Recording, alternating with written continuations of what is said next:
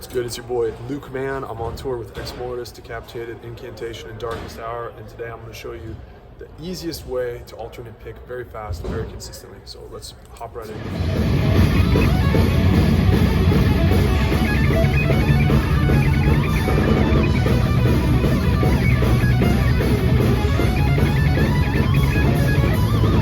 I've been learning things because I've been playing every single night, and so my playing's been getting better.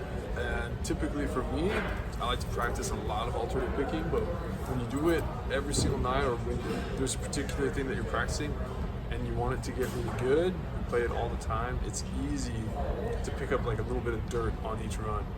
And so what I like to do to avoid that is I like to think about just my left hand in particular, and I will spend a lot of time warming up my right hand, but I don't quite as much practice the left hand. This is kind of like, obviously you got to put in a lot of groundwork to get there, to get to a point where you start worrying about these things. But I just want to bring up this little trick that I have for practicing, because I think a lot of people want to play a particular solo. You know, they want to do something fast,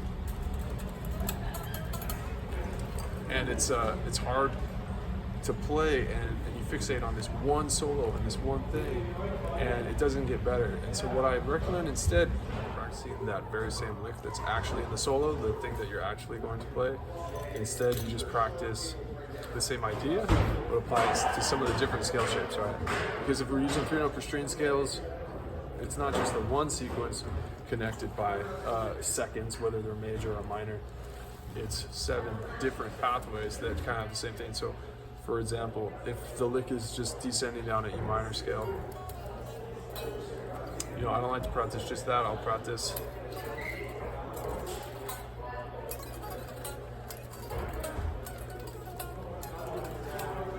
and if you're not clear with what I'm doing, I'm basically just using the whole E minor scale. And if you've never taken the time to study an entire scale at a time, I highly recommend doing it.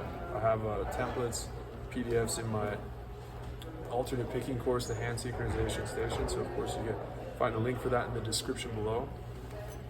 But yeah, I find that really beneficial. And I don't do it with just picking runs. Let's say it's an arpeggio run as well, right? So that's just a minor arpeggio, but as we go up in the scale, then it's a diminished arpeggio, then a major arpeggio, back to minor, major, major, minor. That's our octave. Okay, so with every single lick I have,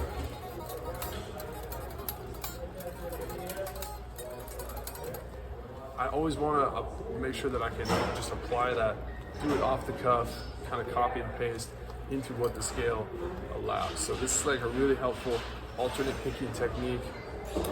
Obviously, once you've gone through steps to kind of develop your alternate picking in the first place, I have tons of videos on my channel regarding that stuff, and I also have a sick course called Alternate Picking Mastery available for free in the description below. So yeah, you can check that out as well.